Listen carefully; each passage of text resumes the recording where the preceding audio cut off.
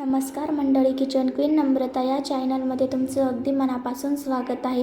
तर तुम्हा सर्वांना श्रावणी सोमवारच्या हार्दिक शुभेच्छा.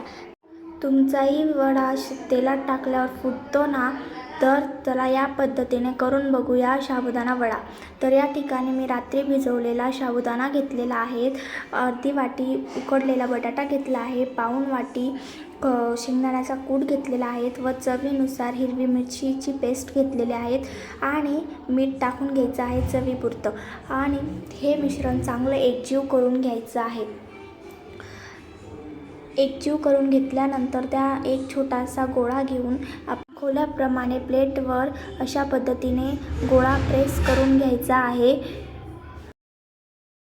तुम्ही बघू शकतात मी वडा कशा पद्धतीने थापून घेतलेला आहे व चांगला गोल गोल करून घ्यायचा आहे साईडने, म्हणजे आपला वडा गोल होईल. व हळूच हातावरती काढून घ्यायचा आहे व तेलामध्ये सोडून घ्यायचा आहे हळूवार पद्धतीने व 1 मिनटं.